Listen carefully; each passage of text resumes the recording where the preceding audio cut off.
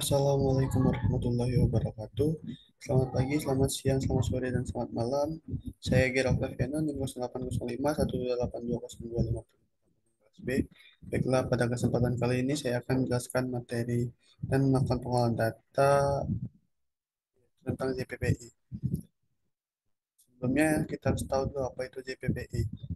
JPPI atau Zona Potensial Penangkapan Ikan itu pemanfaatan pemanfaatan data penelitian jauh bermanfaat untuk mendukung peningkatan kesejahteraan para nelayan Indonesia.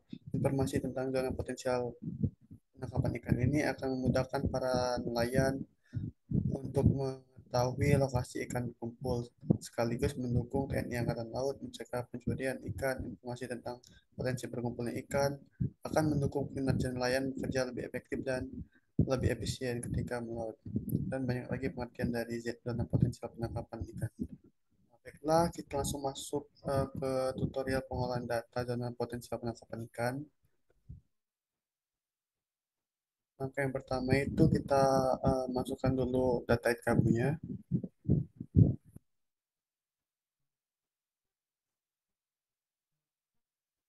data SHP-nya. Lalu kita cari dulu data Indosat-nya. IKB 2010 kita add.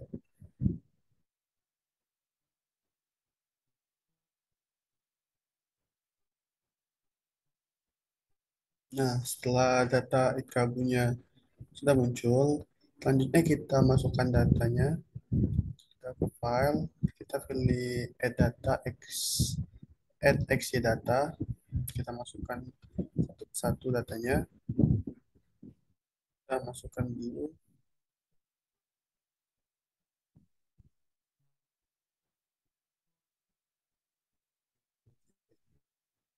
data, kemudian kita masukkan satu-satu dari klorofil terlebih dahulu. Kita dari XPL terlebih dahulu, SPL. Kita add X-nya longitude, Y-nya latitude, dan Z file ini kita pilih yang SSD. Untuk data yang digunakan itu BGS 1984. Oke, lagi. Nah, selanjutnya kita masukkan data yang kedua.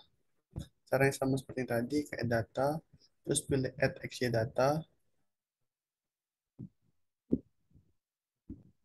Kita masukkan data klorofilnya, kita add log X-nya itu longitude, Y-nya itu latitude, dan Z-nya ini keluar A.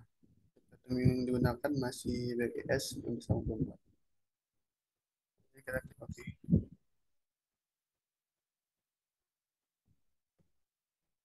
Nah, oke.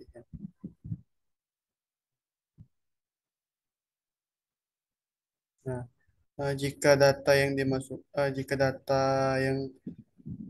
dimasukkan sudah pas, kemudian kita zoom daerah kajiannya yang bagian hitam-hitam ini. Zoom.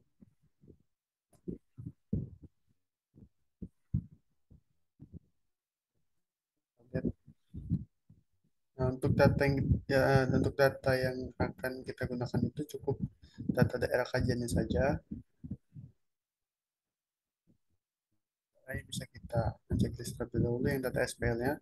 Kemudian kita ke rectangle, kita rectangle,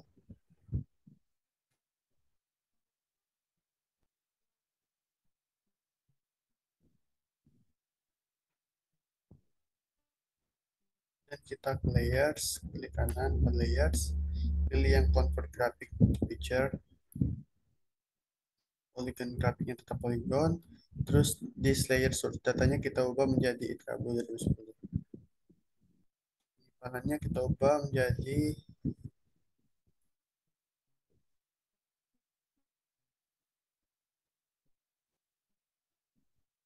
saja.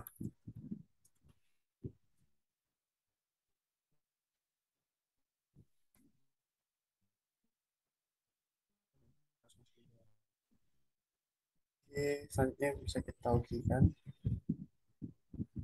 Yes. Nah, jika sudah selesai kita lakukan rectangle, Kemudian selanjutnya kita delete rectangle-nya dengan cara klik kanan pada uh, rectangle daerah kajiannya, kita klik delete.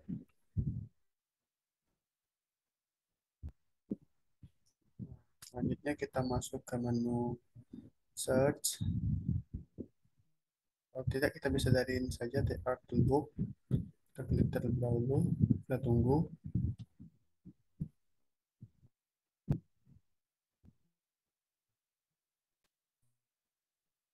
Nah, jika art toolbox sudah muncul, kita ke analysis tools, bagian kedua dari pilihannya. Kemudian kita ke overlay, kemudian kita ke iris terlebih dahulu.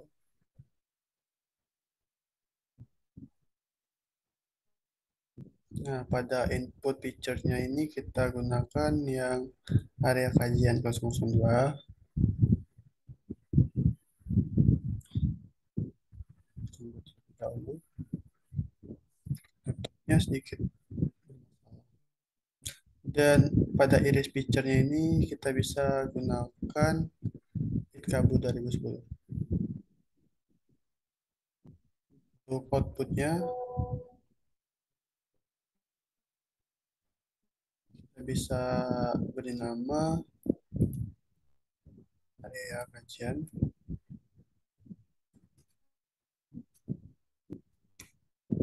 Ini kita save dan kita oke.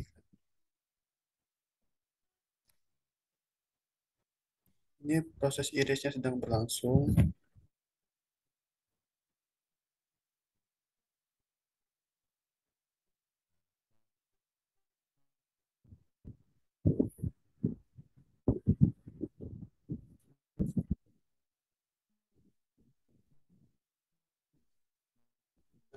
Jika irisnya sudah selesai,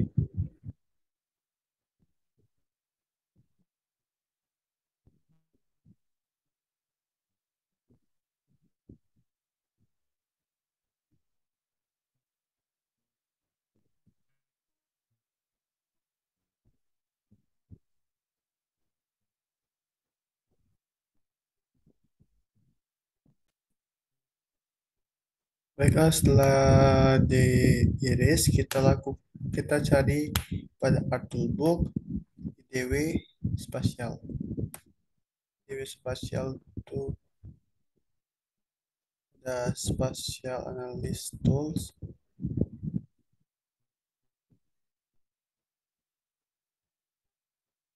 Cari terlebih dahulu.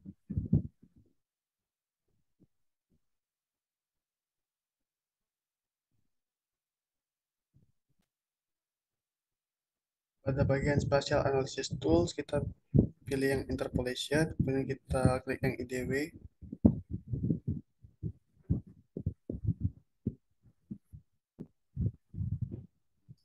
Pada input point ini kita masukkan data SPL.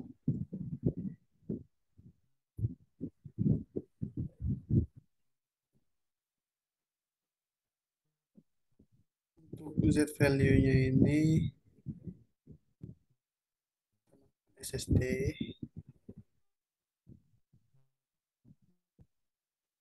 Dan pada environment-nya ini klik, kemudian kita klik pada processing extend. Pada snap pada defaultnya ini kita pilih yang same as layer to area kajian.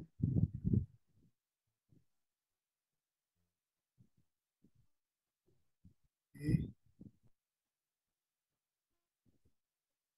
kita scroll ke bawah. Pada raster analisis ini kita klik cell size-nya kita masukkan maksimumnya. Kemudian pada mask-nya ini kita pilih yang area kajian. Kemudian kita klik OK.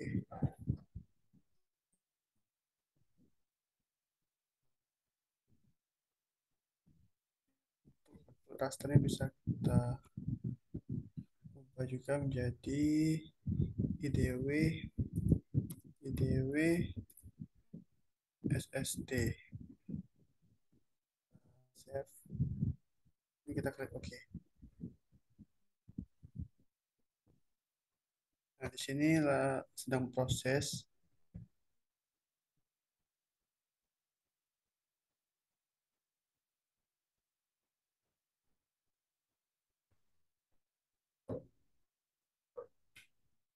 Nah, prosesnya sudah selesai yang SSD. Selanjutnya kita masukkan juga yang klorofil A-nya.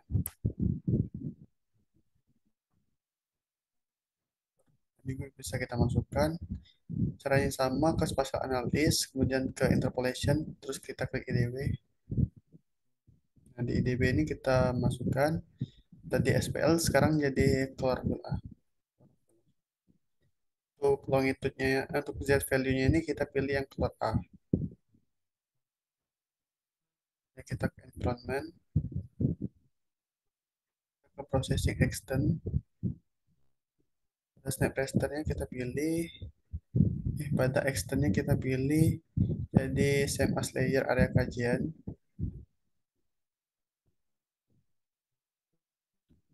Dan lanjut ke raster analis. Raster analis, maskingnya juga kita pilih yang area kajian 002. Nah, kita klik OK. Nah, di sini pada output raster juga kita bisa rename menjadi IDW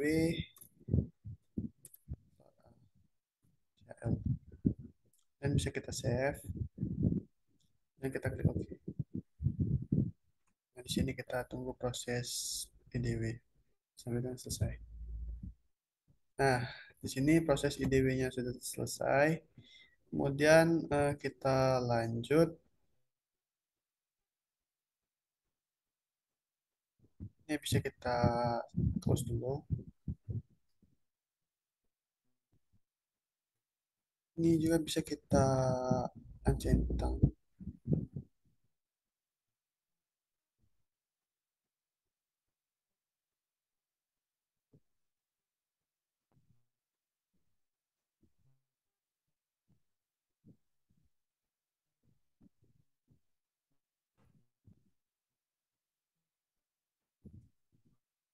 Dan selanjutnya kita bisa ke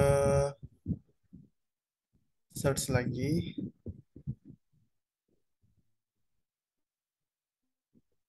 Di spatial analysis tools-nya kita pilih bagian surface.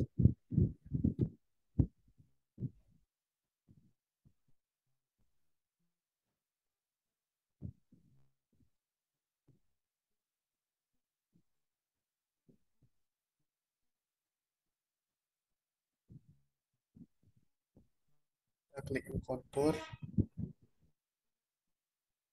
Pada input rasternya kita masukkan IDW CL.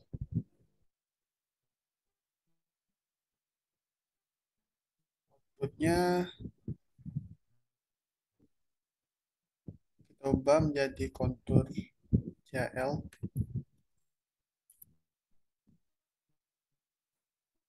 CL. CF.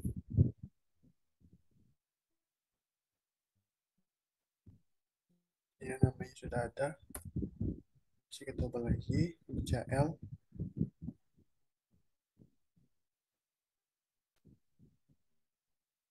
Yang bisa kita lihat pada kontur intervalnya ini diisi dengan 0,5, kemudian base konturnya ini kita isi dengan 25, dan Z factor ini isi dengan 1. Kemudian kita klik OK. Tunggu dulu proses konturnya sampai dengan selesai. Nah, sini proses konturnya sudah selesai. Hal yang sama juga kita lakukan pada bagian klorofil A-nya juga. Kita ke surface, klik contour. Raster ini bisa kita pilih yang CHL, tadi kan yang SPL, sekarang ini CHL. Kemudian pada output ini bisa kita ubah menjadi kontur kontur YHL 02. Bisa kita save. Nah, selanjutnya kontur interval ini kita masukkan angka, masukkan kontur intervalnya 0,5, terus base konturnya itu 0,2, untuk Z factor-nya itu tetap 1. Kemudian bisa kita klik OK. Kita tunggu hasil konturnya terlebih dahulu.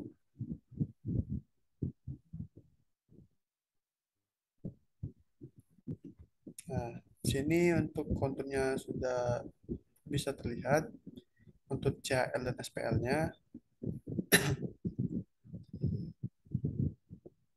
Kemudian lanjut kita ke menu editor.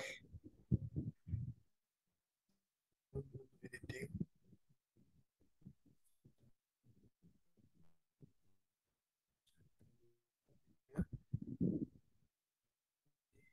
Editor, kita start editing.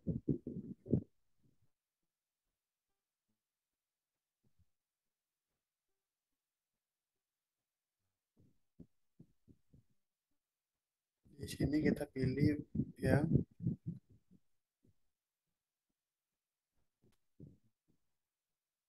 pilih kontur SPL yang terlebih dahulu, kemudian kita klik OK.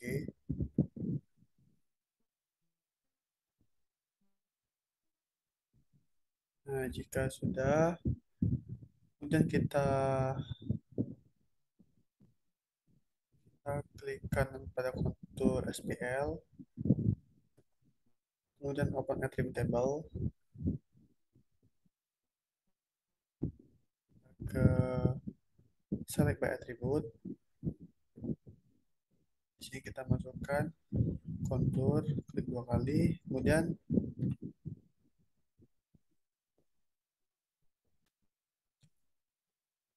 kontur, kemudian lebih dari, kemudian kita ketik 32.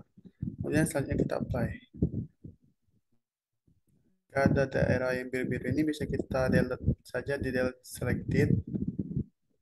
Nah, di sini nilainya tidak ada yang lebih dari 32.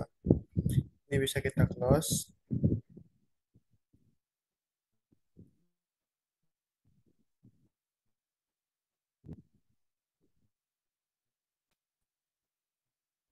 Kemudian selanjutnya kita ke editor lagi. Kita ke save edit dan stop editor.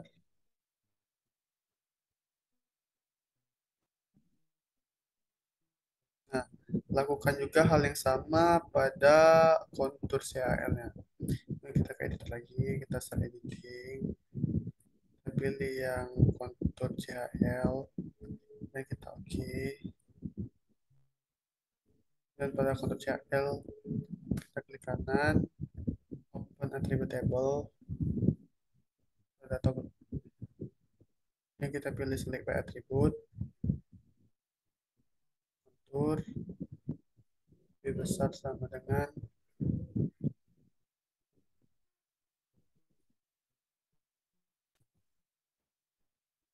kita ketik kontur lebih dari 2, kemudian kita apply.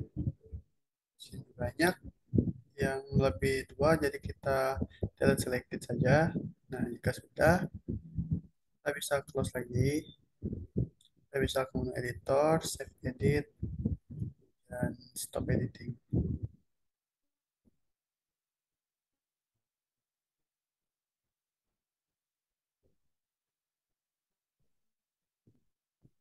Setelah selesai, kita ke geoprocessing, dan kita ke intersect. Ada input picture-nya, kita masukkan satu-satu.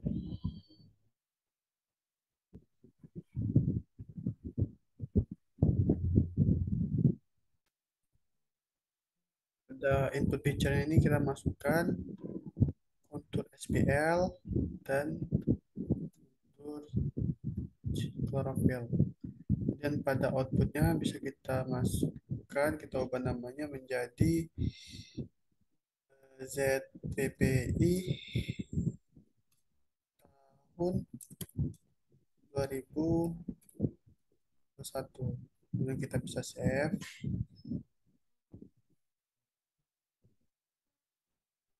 Dan pada inputnya kita ubah menjadi point.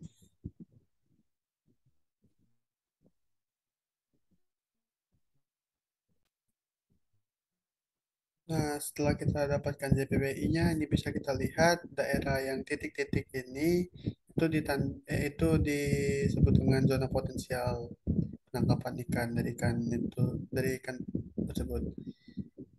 Nah, selanjutnya tahap selanjutnya bisa kita ubah dari bentuk bulat-bulat ini menjadi bentuk seperti ikan. Nah, selanjutnya setelah bisa kita ubah dari bentuk seperti ikan, selanjutnya kita bisa lakukan layout pada peta JPBI tersebut. Kita skip saja sampai dengan pembuatan peta dan layout peta selesai. Nah, baik. Nah, ini hasil akhir dari layout saya, peta sebaran zona potensial penangkapan ikan JPPI pada tahun 2021 di wilayah selatan Pangandaran Laut, Jawa.